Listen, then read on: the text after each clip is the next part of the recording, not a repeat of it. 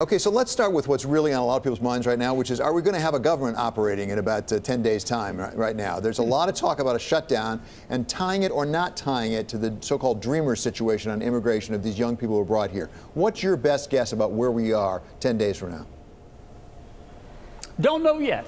I think most people, at least on the Senate side, don't want to shut down the government. I certainly don't. Having said that, I will vote to do it, or not vote, as the case may be, if I am asked to swallow something that I think is bad for the American people or bad for the people of Louisiana. If the Democrats, our friends on the Democratic side here in the Senate, say that therefore they want to tie immigration to the continuing resolution, the budget. There may be a few people in the Milky Way who believe that, but I don't. They want to tie amnesty, the so-called DACA issue, to the budget, and I think that would be a huge mistake. I certainly won't vote for it, and if they persist, then we're going to have serious problems. So let's be very precise, because overall immigration reform is a big, big ticket item. What about these specifically 800,000 people who were brought here as children by their parents? They didn't knowingly do anything wrong. Is there a way to carve them out and give them some more reassurance and some status, as they have had, and go forward with the government and then deal with the larger immigration issues in a different way? We need to address immigration, and we need to address it holistically. And we're here at this juncture because there's been a 15-year bipartisan refusal to look the problem in the eye and solve it. We keep doing things piecemeal.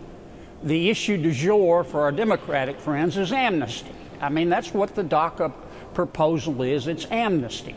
I'm fine talking about the DACA issues, but I would like to talk about border security. I'd like to talk about chain immigration. I'd like to talk about the program about which I learned for the first time last week, where some of our friends from Central America are allowed to come to our country and stay.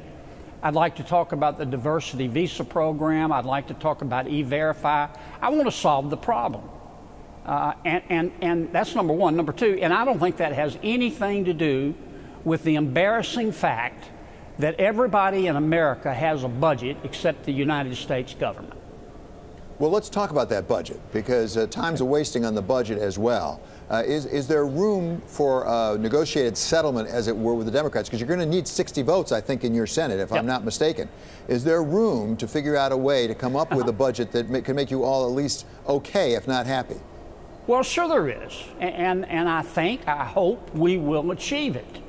But if the Democrats persist in throwing in all of these extraneous issues, I don't know that it will happen.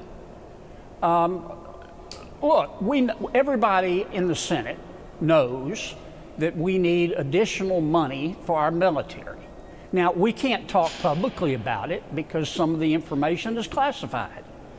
So I guess you'll have to trust us. I know that's a dangerous concept, but we need more money for the military. We need to have a discussion about that. Yeah. If somebody wants to talk about, well, we need to spend more money on butter or domestic spending, fine, I'm willing to consider that, but they've got to make their case.